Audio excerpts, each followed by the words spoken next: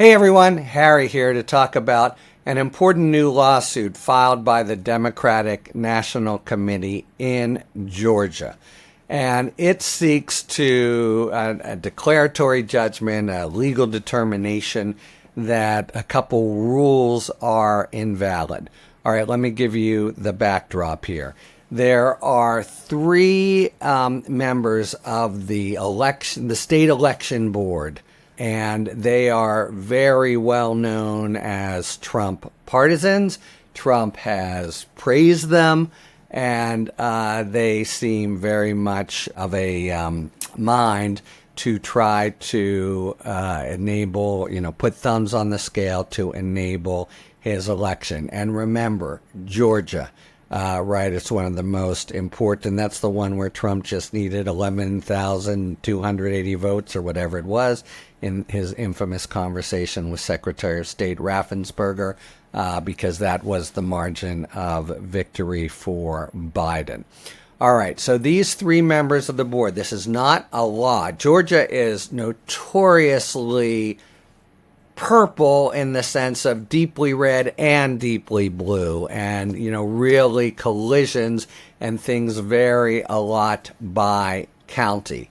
So this is one against the board of Georgia itself, with the three members having harnessed or leveraged the state election boards to do two rules by rulemaking, and that supposedly just kind of effectuate the laws but give some meat on the bones, except they do so much more. So there are two rules that are in question that they've done. One is that it would allow election officials, and remember, we have some partisan and very willing election officials down there.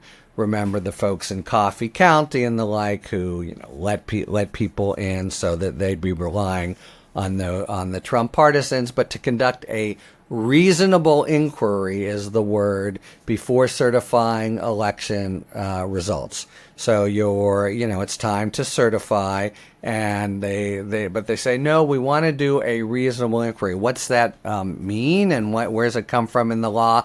Nothing and nowhere. It's just words made up that have no anchor in any kind of legal provision, says the brief, which here is by the DNC, but with some real big-time power players in Washington, including most notably former Solicitor General Seth Waxman, now at a big shot firm in D.C., is on the brief. So that's one. They could do a reasonable inquiry before certifying election results. Imagine for a moment that had been the law in 2020 and what might have happened in these places.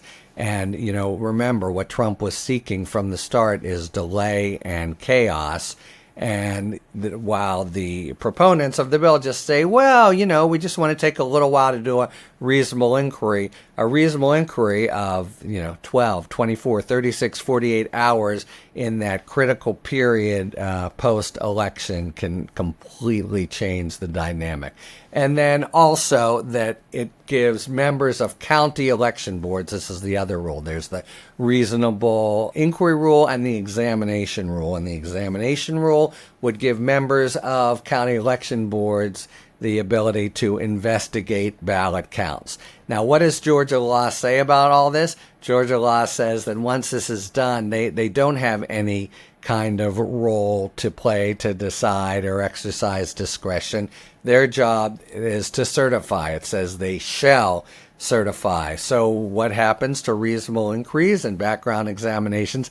That's what courts do. So the whole idea here is to try to remove or postpone at best the power of the courts to adjudicate election law disputes, which you can almost bet on in the event of any close election. Trump, as he did in 2020, is already setting his supporters up to do it.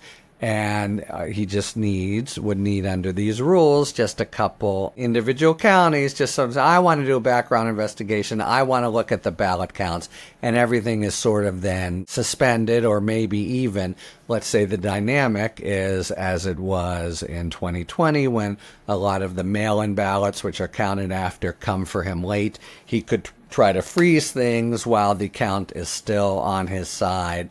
And the prospect for mischief of these rules, the reasonable inquiry and examination rules, is really very broad indeed. So you have a lawsuit brought by the DNC and basically saying this is inconsistent with Georgia law. So it's not a constant. It's a case like many administrative law cases saying they didn't make the case for it and they didn't actually try to elaborate, further, actuate the law. They just simply wrote a new law, which as an administrative agency, they are not able to do. And this plays in the context of even the Republican Party in Georgia is really roiled about more than almost any state, about the Trumpian antics. Recall that Trump recently has criticized the governor, Kemp, and Raffensperger. So they're not, there's already, you couldn't just trust necessarily you couldn't just tell the politicians to do the Trump bidding here, but he's got a few, corrupt, willing, in other words, to do his bidding and put in laws that aren't consistent with Georgia law in order to try to make it easier to tangle things up, delay, cause chaos later. So that's what these are, and you have now, it's gone to the courts at the trial level to say we want a declaratory judgment that these things, which have just been passed in the last few weeks, it's been, national news, are in fact invalid. And I think we'll have a sort of skirmish from here. There's 2 other levels to go in Georgia, and one is mandatory, the Court of Appeals level. So the fight won't be over yet, no matter which way this goes. But the battle's joined, and given that it's the real narrowness of the margin in 2020, a rule like this that permits Trumpian county board officials to make this sort of trouble could be pivotal in the election. So thus this very strong fight to get it struck down. Talk to you later. Thanks for tuning in. If you enjoyed this video and other Talking Feds content, please take a second to like and subscribe. Talk to you later.